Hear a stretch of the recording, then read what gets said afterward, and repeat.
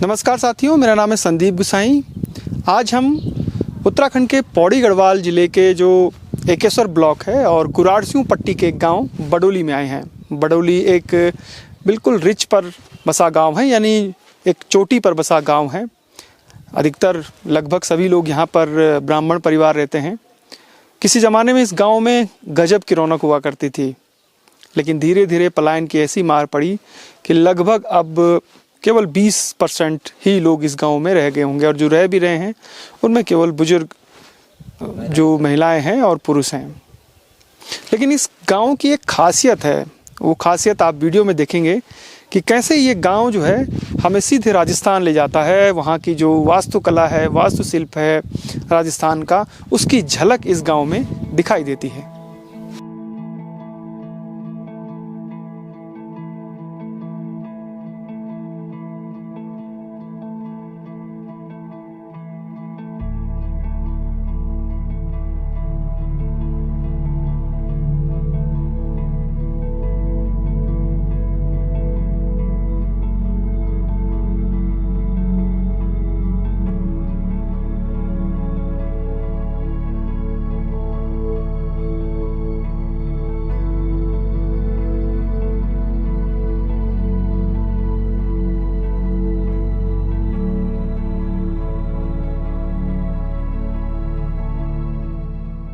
Sir ये तो बहुत ही पुरानी दिखती है, लगभग गोरखाओं के टाइम से तो पहले की दिखती है। इसमें पूरे सबूत हैं कि मूर्तियाँ खंडित की गई हैं। हमारे पुराने भी बताते हैं कि यहाँ पे ऐसे ऐसे मतलब गोरखाओं ने आक्रमण किया था, लेकिन तब भी वो इसको खंडित नहीं कर पाए।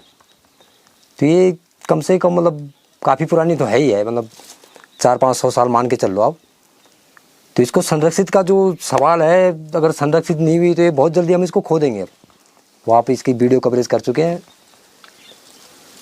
नक्काशी है, पत्थर नक्काशी है इसमें। ये पत्थर आपको इधर कहीं दुर्लभ पत्थर है, इस इलाके में ये पत्थर देखने को नहीं मिल सकता आपको। जो पत्थर इसमें इस्तेमाल हुआ है, या तो इन लोगों के पास यहीं कहीं खान थी जो इन्होंने विलुप्त कर दी या लुप्त हो गई, या फिर कहीं और से ये पत्थर कहाँ से आया, क्या आया, ये उत्सुकता का विषय तो ही रहा है हमेशा जीवन में। और मैंने काफ़ी प्रयास भी करे इस नाव के लिए, फेसबुक में भी डाला, ASI तक भी संपर्क करने की प्रयास करे मैंने, लेकिन अब सामने रिजल्ट आपके सामने। पहले लोग यही इसी जब नल नहीं, हाँ, हमारा जीवन तो भाई हमारा तो जीवन दायनी है। हमने बहुत पानी ढोया है यहाँ से, रात रात को बैठ के पानी इकट्ठा होता था, फिर भर के, तो इसी पानी हमारा जीवन दिया है इसने। हमारी कई पीढ़ियाँ इससे पली हुई है। तो मेन स्रोत हमारा मुख्य एक ये था, एक पल्ली तरफ को एक नवला उधर भी है, लेकिन ये मुख्य नाव हमारी नारायण नाव के नाव से ही प्रसिद्ध है। ये नाव हमारे पिताजी लोग थे, वो इसको नारायण नाव के नाव से संबोधित करते थे उसको।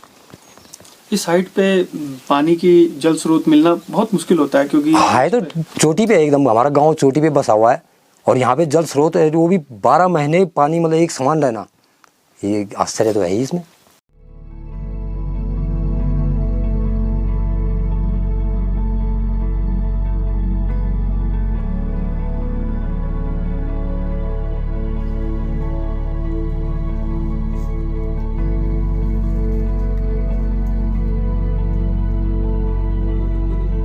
आज से 300-400 साल पहले जब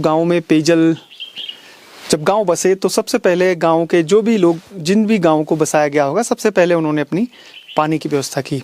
पिछले करीब 4-5 सालों से हम उत्तराखंड के बहुत से गांवों में घूम रहे हैं, लेकिन ऐसी बावड़ी, ऐसा नौला हमने कहीं नहीं देखा। बहुत सारे नौले कुमाऊं में हैं, क्योंकि कुमाऊं में पंदेरे कम होते हैं, यानी पानी की धाराएं, वहाँ नौले बहुत अच्छे होते हैं। हालांकि होंगे वहाँ पर भी बने हुए, लेकिन मैंने नहीं देखा इतनी खूबसूरती जो इसकी बावड़ी है ये नौले की।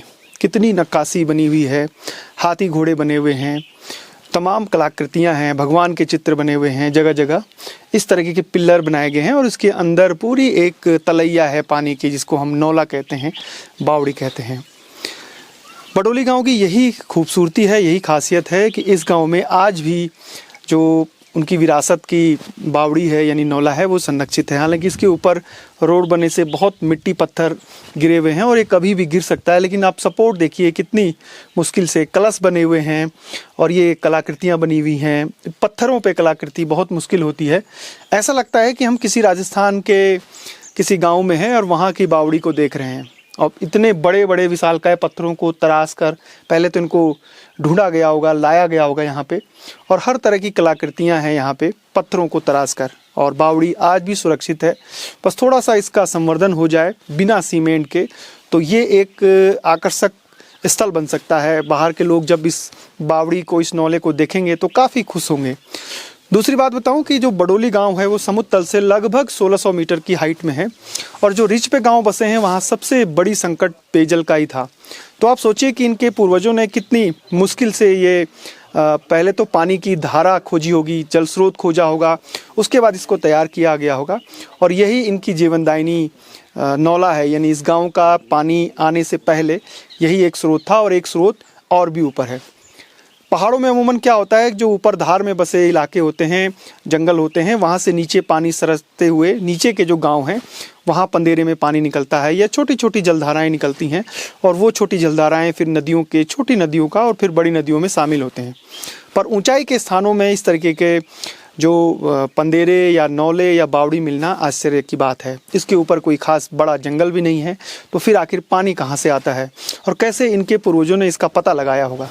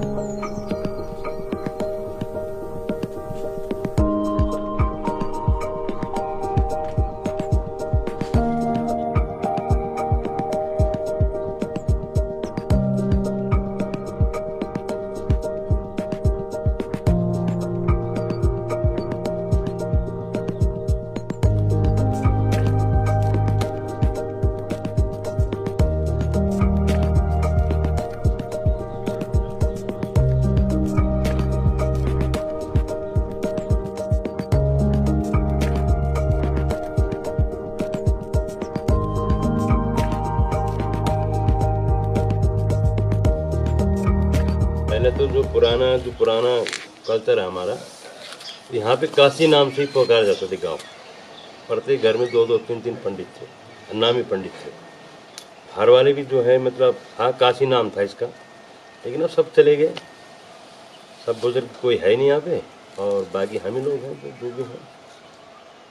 तो कल्चर तो बहुत बढ़िया था, पूरा गांव भरा था। इसी आंगन में जहाँ पे हम बैठे हैं, इसमें जगह नहीं होती थी मतलब बच्चों के लिए, इतनी भीड़ थी। प्रत्येक घर से 5-5, 6 से 9 भाई बहन तो हम ही हैं। अभी 9 भाई बहन एक घर में थे। ऐसे हमारी चाचा लोग हैं, सारे जितने भी अगल बगल सारी सब मतलब पूरा भरा हुआ था गाँव। तो अब ऐसे ही है, सब धीरे धीरे ऐसे हो गए।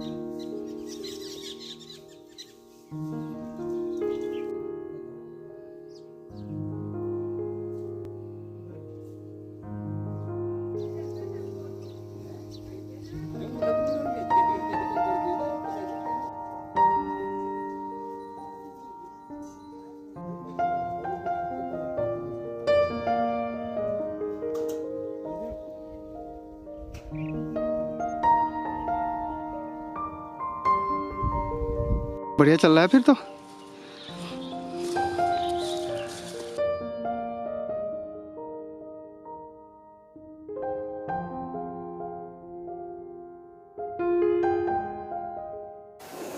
अब पुरानो था ही उबर से आदमी था भंडिया और अब गाँव खाली पड़े हो तो कन कमाण वाला भैर चल गए बूढ़ बूढ़े आराम से बस पहले खेती बहुत था खेती की था पहले अब तो दुकानियों को तो हम नहीं जानते था दुकानियों को अब वो खाना से छड़ा चौल थी दही दाल तो पहले हम कूटता था पीसता था 4 बजे उठता था अब तो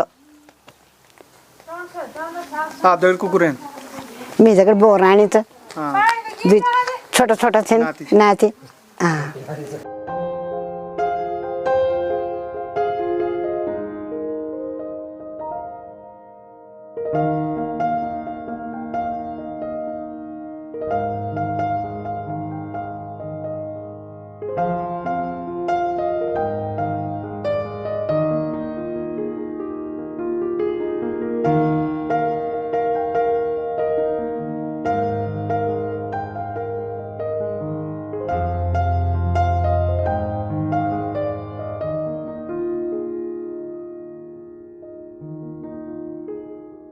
आप अभी भी घर है छो हाँ किले बाहर के लिए नहीं जाना देहरादून नहीं काम तो काम करूँगा थोड़ा कर बैठूंगा तो नहीं लगो बस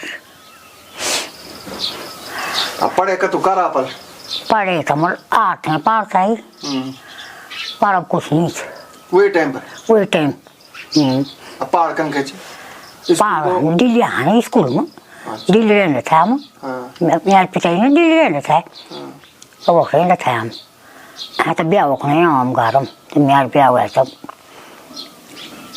नौकरी भी लगनी चाहिए ऊपर आप मेरी ना ना नौकरी लगी थे 15-16 साल था मेरा 16 साल लगी था मेरे तो मेरे ब्याह हुआ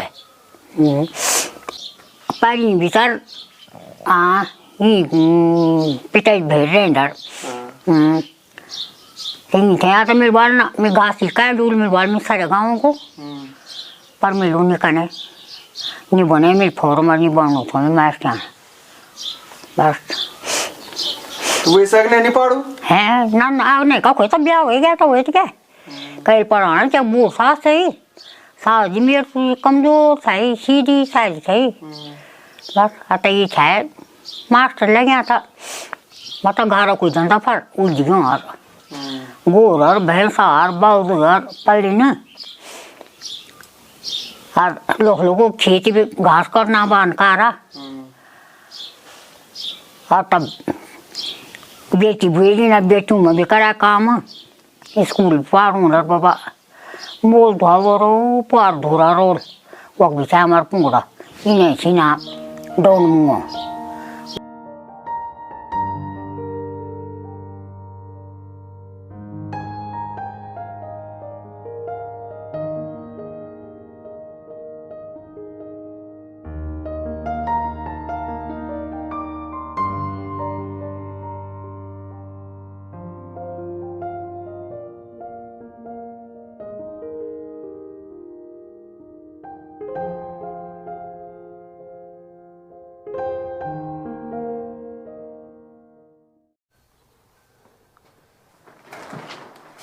ये नई मशरूम की प्लांट तैयार कर रहा हूँ मैं फिर से मशरूम डालने की तैयारी है पहले भी 2-3 बार ऊपर मैं गांव में पुराने मकानों में कर चुका हूँ इस काम को अब यहाँ नई जगह पे बनाया है फिर से मैंने तैयार किया है 1-2 दिन में डाल दूंगा मशरूम का काम वैसे यहाँ पे अच्छा है ठीक है कोई इतनी मेहनत भी नहीं है इसमें ना लॉस भी नहीं है भूसा भिगा देंगे इसमें तो भूसे में हमने खाली एक फॉर्मलिन होती है और एक बेबेस्टिन इनको हल्की मात्रा में डाल के पानी में भी रात भर भूसे को भिगा के रखो सुबह फिर भूसे को निकाल के उन्हीं को पन्नी में लोड करके बीज मिला के और बैगों को बंद कर दीजिए आप 12-13 दिन बाद थोड़ा देख लीजिए कि अगर उनमें नमी कम हो गई है तो फिर स्प्रे करना पड़ता है पानी का और 26 से 28 दिन में आपकी मशरूम तैयार होनी शुरू हो जाती है फिर इसमें कोई इतना ज़्यादा झंझट नहीं है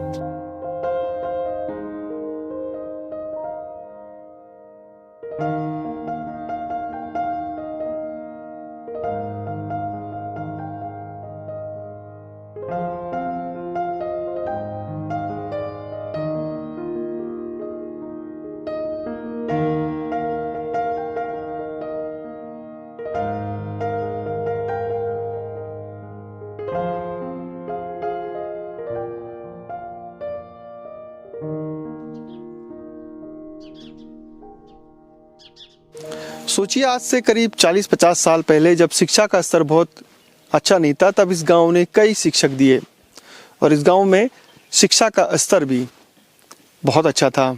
ये गांव अपनी पंडिताई के लिए तो प्रसिद्ध है, शिक्षकों के लिए भी प्रसिद्ध है। जो शकुंतला देवी, आपने सोची कि उस समय 8वीं कक्षा उन्होंने पास कर ली थी और एक शिक्षक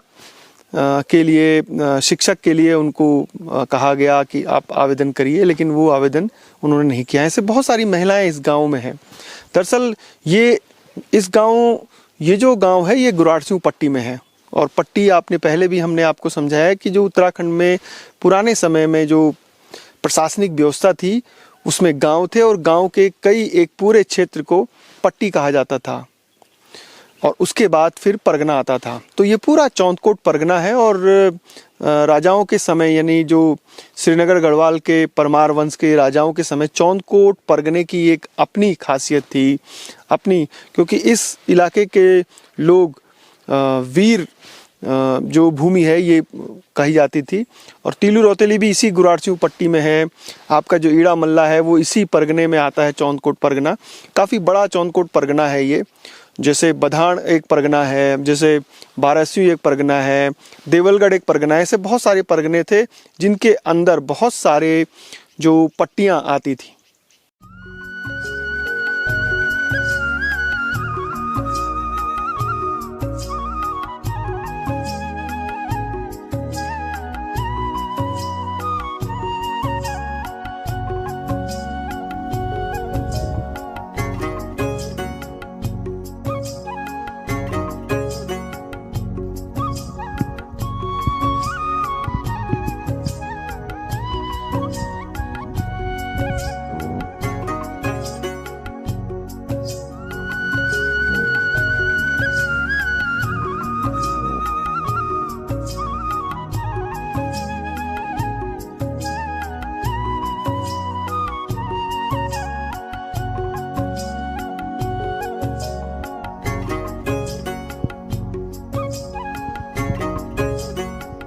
इस मकान में मातृ शिशु और कल्याण केंद्र यानी आंगनबाड़ी उपकेंद्र था और कभी बहुत चहल पहल इस मकान में रही होगी।